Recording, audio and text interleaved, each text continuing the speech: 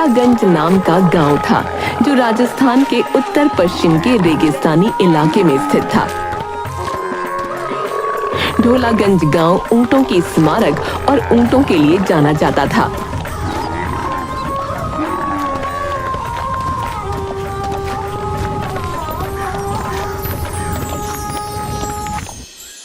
एक दिन पत्रकार शिकर ढोलागंज आता है ताकि वो ढोलागंज की कहानी अपने अखबार में छाप सके।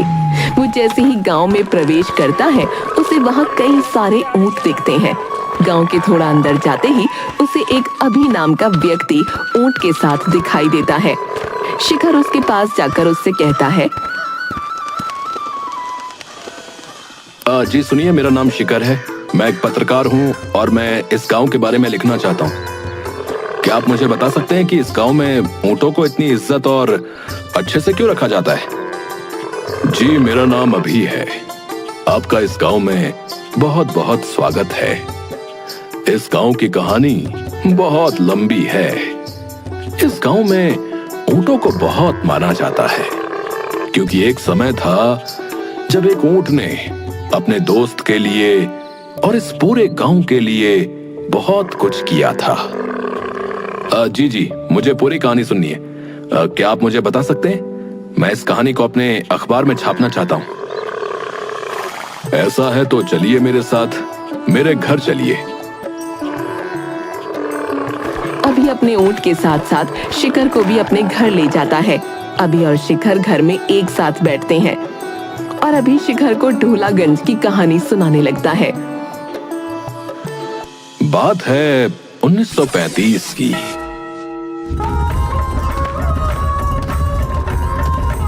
जब ढोलागंज गांव का नाम गणिपुर हुआ करता था। उस समय चंदन नाम का लड़का गांव में अपने पिता के संग बाहर से आए लोगों को ऊंट की सवारी कराया करता था। चंदन और उसके पिता के पास 2 ऊंट थे, एक मां और एक उसका बेटा जिसका नाम ढोला था।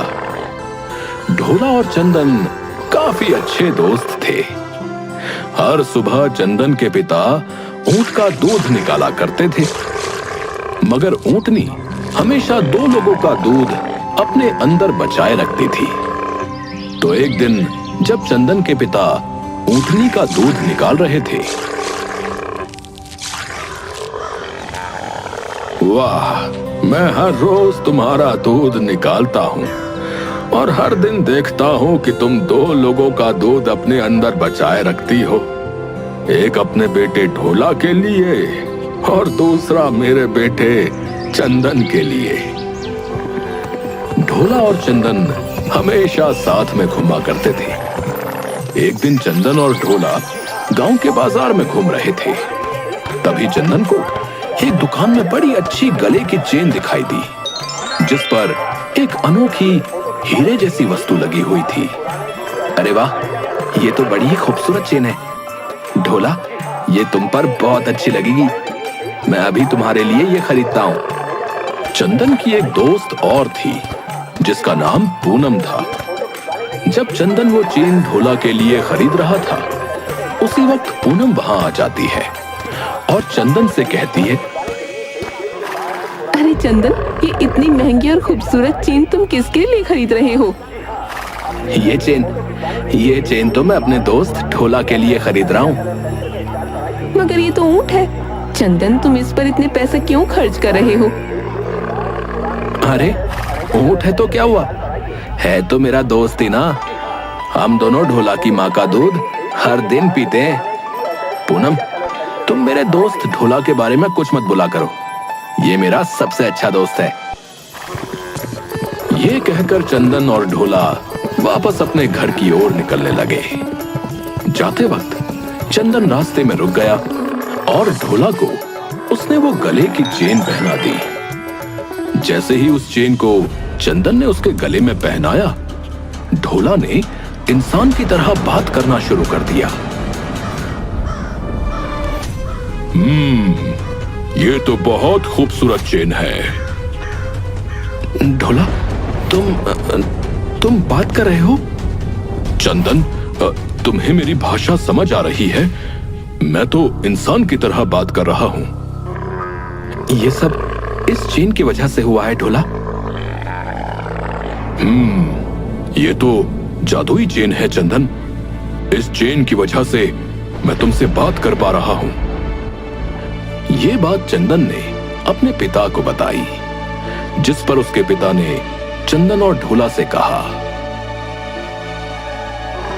ढोला, ये ऊपर वाले की देन है रे कि तुम दोनों बात कर सकते हो। अब से तुम दोनों की दोस्ती और भी गहरी हो जाएगी। मगर एक बात याद रखना, तुम दोनों ये बात किसी को मालूम ना पड़ने देना कि ढोला अब बात कर सकता है। अब नहीं तो किसी की बुरी नजर तुम दोनों पर पड़ जाएगी। जी, मैं इस बात का ध्यान रखूंगा कि ये बात किसी को पता ना चले। शिखर अभी से सवाल करता है। ढोला बात कर सकता था? क्या सिर्फ इतनी सी बात के लिए ये सारे गांव वाले ऊंटों को इतना मानने लगे? नहीं, इस वजह से हम ऊंटों को नहीं मानते कि हमारे गांव में एक ऊंट था जो बात कर सकता था, बल्कि इस वजह से हम ऊंटों को मानते हैं कि जो ढोला ने इस गांव के लिए किया वो इस गांव की मिसाल बन गई। अब ऐसा क्या किया ढोला ने जो पूरे गांव वालों के लिए मिसाल बन गया? ढोला बोलने लगा था, जिस वजह से चंदन और उसकी दोस्ती गहरी हो चुकी थी। मगर थोड़े ही दिनों बाद गणिपुर गांव में पानी की कमी के कारण अकाल आ गया। गांव के सारे कुएं सूख चुके थे। तभी चंदन के पिता ने चंदन को बुलाया और उससे कहा, बेटा, गांव के लोगों को कहीं पानी नहीं मिल रहा है और जल्द ही उनका जमा किया हुआ पानी भी खत्म हो जाएगा। तुम्हें रेगिस्तान के रास्ते से जाकर पानी का कोई जरिया ढूंढना होगा।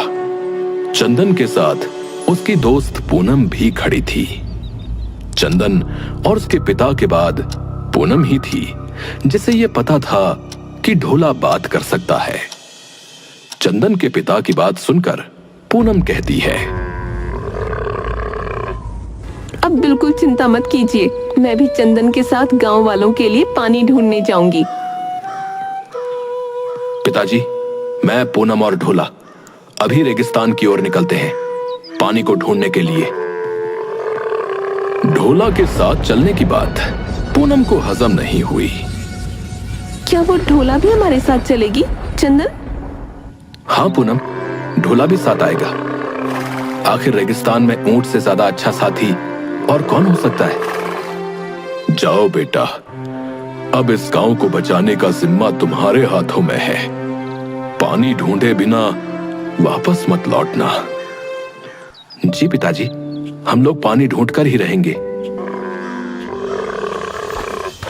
तो वो तीनों रेगिस्तान में निकल गए पानी की तलाश में। रेगिस्तान में तीनों पानी तलाशने लगते हैं। हर जगह उन्होंने अपनी आंखें घुमाई कि शायद उन्हें छोटा सा ही सही मगर कोई तालाब मिल जाए जिससे वो गांव वालों की पानी की समस्या खत्म कर सके। मगर एक पूरा दिन बीत गया और उन्हें पानी का एक कतरा तक नहीं मिला, जिससे परेशान होकर पूनम ने चंदन से कहा, चंदन, मुझे नहीं लगता कि रेगिस्तान में हमें कोई पानी मिलेगा। जब हमारे कुएं का पानी ही खत्म हो चुका है तो रेगिस्तान में हमें पानी कहां से मिलेगा? मुझे लगता है हमें और आगे जाना चाहिए। क्या पता हमें आगे कोई गांव मिल जाए जहां के कुएं में पानी हो, तो हम पानी को भरकर मेरे पीठ पर रखकर गांव ले आएंगे। तुम चुप रहो ढोला, तुम्हें रेगिस्तान और गांवों के बारे में क्या पता? तुम तो बस एक ऊंट हो, ज्यादा दिमाग मत लगाया करो अपना। पूनम, मैंने कितनी बार कहा है कि ढोला से इस तरह बात मत किया करो। वो मेरा दोस्त है और क्या पता शायद हमें आगे जाकर कोई गांव मिल ही जाए। क्या चंदन, तुम अब इस ऊंट की बात पर विश्वास कर रहे हो? ये बोल सकता है, इसका मतलब ये नहीं कि इंसान की तरह है। पूनम, मैंने कहा ना, इसके बारे में ऐसे बात मत करो। मुझे लगता है चंदन कि हमें वापस लौट जाना चाहिए और गांव जाना चाहिए। हमें पूरे 1 दिन से पानी नहीं मिला है। गांव में अभी भी थोड़ा बहुत पानी जमा होगा। अगर हम अभी मुड़े तो सही समय पर गांव लौटकर पानी पी सकेंगे। चंदन ने बिना कोई संकोच किए पूनम को जवाब दे दिया। नहीं, जब तक मुझे पानी नहीं मिलता मैं वापस नहीं जाऊंगा। जो पानी गांव में जमा है वो जल्द ही खत्म हो जाएगा। फिर गांव वाले आगे कैसे जी पाएंगे? मुझे लगता है कि हमें हार नहीं माननी चाहिए। मुझे भी लगता है कि हमें हार नहीं माननी चाहिए। ठीक है, तो तुम सुनो इस ऊंट की। मैं वापस गांव जा रही हूँ। देखती हूँ तुम और तुम्हारा ये ऊंट पानी ढूंढ पाते हैं कि नहीं। पूनम, जो चंदन की बचपन की दोस्त थी, उसे रेगिस्तान के बीच में छोड़कर वापस अपने गांव लौट गई, जिससे चंदन थोड़ा हताश हो गया। चंदन को हताश देख ढोला ने चंदन से कहा, हताश मत हो चंदन, हम जरूर गांव वालों के लिए पानी ढूंढ लेंगे। तुम्हें याद है ना, तुम्हारे पिताजी ने तुमसे क्या कहा था? हाँ, यही कि जब तक पानी न मिले वापस मत लौटना। गांव वालों को बचाने की जिम्मेदारी अब हमारे हाथों में है। चलो ढोला, हम वापस नहीं लौटेंगे जब तक हमें पानी न मिल जाए। दोनों पानी की तलाश में रेगिस्तान में और अंदर जाते रहे और दर बदर पानी को खोजते रहे। रेगिस्तान में आंधी तूफान आए, मगर उनके मन में एक बार भी यह सवाल नहीं आया कि हमें वापस लौट जाना चाहिए। वो गांव वालों के लिए पानी ढूंढने के लिए रेगिस्तान में जाते रहे। जैसे जैसे वे लोग रेगिस्तान के अंदर जा रहे थे, वैसे वैसे चंदन की हालत खराब होती जा रही थी। तभी ढोला को रेगिस्तान में एक छोटा सा तालाब नजर आया। चंदन, देखो देखो, सामने ही तालाब है। ढोला, ढोला, आखिर हमें पानी मिल ही गया। हमें पानी मिल ही गया। अब हम गांव को बचा लेंगे ढोला। ढोला और चंदन उस तालाब की ओर जाने लगे, पर जैसे ही वो तालाब के पास पहुंचे, पानी की कमी के कारण चंदन बेहोश हो गया और नीचे गिर गया। चंदन, चंदन, उठो उठो मेरे दोस्त, अपनी आंखें खोलो। ढोला तालाब के और करीब आया ताकि थोड़ा पानी अपने मुंह में लेकर चंदन पर छिड़क सके, मगर जैसे ही उसने पानी पीने की कोशिश की, वैसे ही पानी के पास एक जादूगरनी प्रकट हो गई और उसने ढोला से कहा, रुक जाओ ऊंट, मैं जादूगरनी हूँ और ये तालाब मेरा है। इसमें मेरी अनुमति के बिना कोई भी पानी नहीं पी सकता है। जादूगरनी जी, मैं ढोला हूं। मेरा दोस्त चंदन पानी की कमी के कारण बेहोश हो गया है। हम दोनों गांव के लिए पानी की तलाश में इस रेगिस्तान में आए थे। हमारे गांव को पानी की बहुत आवश्यकता है। कृपया इस तालाब का पानी हमारे गांव वालों को इस्तेमाल करने दें। तुम पहले ऊंट हो जिससे मैंने बात करते सुना है।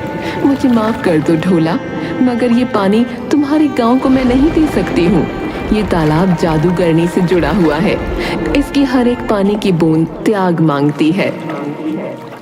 मेरे दोस्त को अगर पानी नहीं मिला तो उसकी जान भी जा सकती है और मेरा प्यारा गांव सूख रहा है। मैं अपने दोस्त के लिए कुछ भी त्यागने को तैयार हूं। जादूगरनी जी, बताइए मुझे क्या त्यागना होगा? मैं तुम्हारे दोस्त को ठीक कर दूंगी और तुम्हारे पूरे गांव के कुएं पानी से भर दूंगी, इतना कि उन्हें कभी पानी की कमी ना होगी। मगर ये सब मैं तब करूंगी जब तुम ये गांव छोड़कर मेरे साथ जादू नगरी में चलोगे।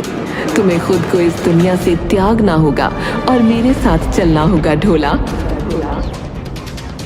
तो ढोला ने बिना किसी संकोच के जादूगरनी से कहा, हाँ, मैं तैयार हूं आपके साथ चलने के लिए। बस एक आखिरी बार मुझे अपने दोस्त से बात करने दे। तो जादूगरनी ने चंदन को ठीक कर दिया। चंदन ने अपनी आंखें खोली और ढोला को अपने पास पाया। ढोला की आंखों में आंसू थे और वो आखिरी बार चंदन से बात कर रहा था।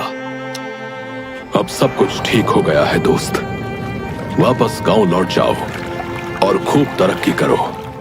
अब गांव में कभी पानी की कमी नहीं होगी। ढोला, ढोला नहीं, कहां जा रहे हो? कहां जा रहे हो? मत जाओ, मत जाओ मुझे छोड़कर। तुम मेरे सबसे अच्छे दोस्त थे। मैं आगे तुमसे कभी नहीं मिलूंगा, मगर अगर फिर मौका मिला तो जरूर तुम्हारे साथ और समय बिताऊंगा। ढोला, ढोला नहीं, ढोला, ढोला नहीं। और इस तरह जादूगरनी ढोला को अपने साथ ले गई। चंदन फूट फूट कर रोता रहा और फिर अपने गांव लौट आया बिना ढोला के।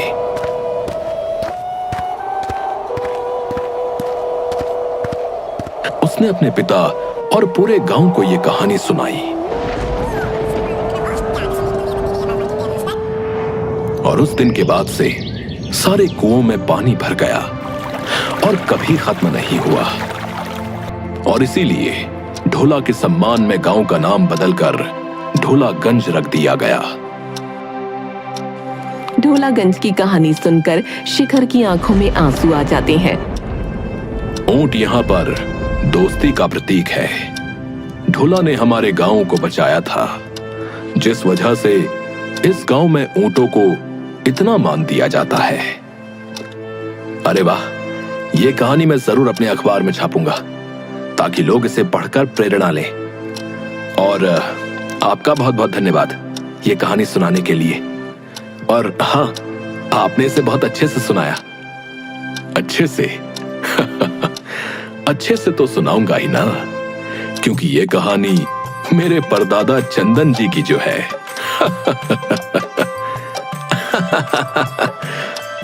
शिखर ये रोमांचक और प्रेरणादायक कहानी अपने अखबार में छापता है।